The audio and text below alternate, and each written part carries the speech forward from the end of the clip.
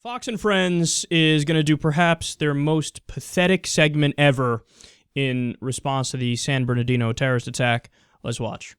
On the cover of the Daily News, they have politicized this already. Hey, Republicans are saying God isn't fixing this.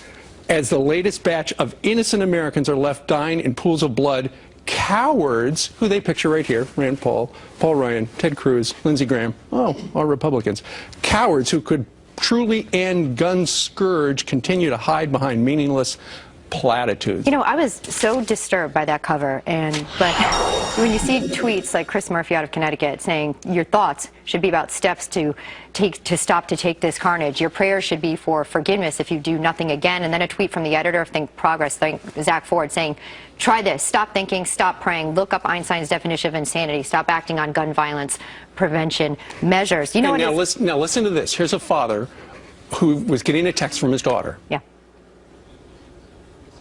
Shooting at my work, people shot, in the office waiting for cops. Pray for us. He said his daughter in there was saying, texting him at the time, pray for us. I say this, if you want to line up with terrorists and try to take God away, you're not on the right side. Line up with terrorists. That's what the left is doing. We're lining up with terrorists. You sure about that, Elizabeth? What do I have here? Quote, more than 2,000 people on the FBI's terrorist watch list have not been allowed to get on planes in the U.S., but have been allowed to buy guns because the National Rifle Association and its allies in Congress, Republicans, have blocked legislation to close that loophole. They just did it again today. Today. Just a few days after this terrorist attack.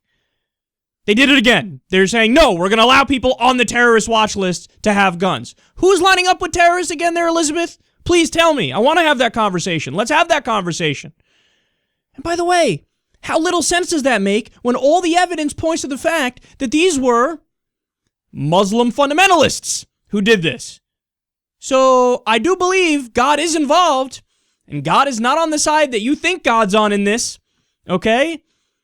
No, it's so sad. And obviously what they're saying is stop doing prayer and using prayer as an excuse to not fix it. Prayer isn't going to do Dickie McGeezax, all right? You got to get on it. You have to actually do policies which attempt to fix the problem. You know, use your mind and implement shit in the real world, that crazy idea. They're using it as an excuse. Thoughts and prayers, thoughts and prayers, thoughts and prayers, thoughts and prayers. But don't ask me to actually do anything because I take a lot of money from the gun lobby and I got to keep them happy. So it doesn't matter how many people die in the U.S. Shh. Guys, I gave you the numbers the other day. It's staggering. It is absolutely fucking staggering.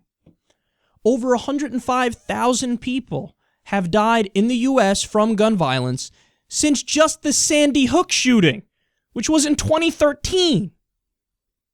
I was doing the show at the time. From then until now, all the times I've sat here, 105,000 people, more than that, have died since then because of guns in the U.S. That includes everything. That's homicides, that's suicides, that's accidents.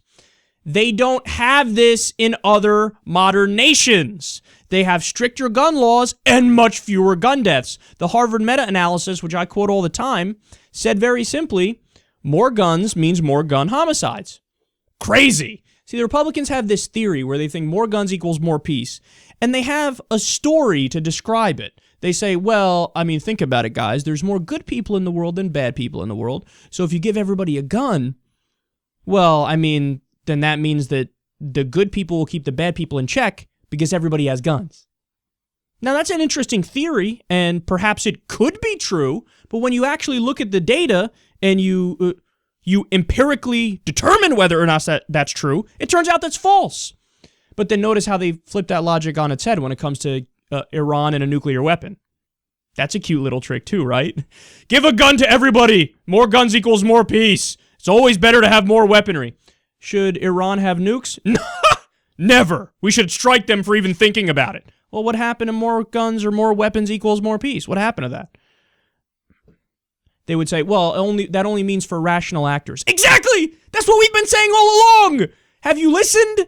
We've said we don't want paranoid schizophrenics. We don't want severely depressed people. We don't want people with bipolar disorder. We don't want people with multiple felonies on their record. We don't want people on the terrorist fucking watch list to get weapons. That's what we've been saying. Do a universal background check.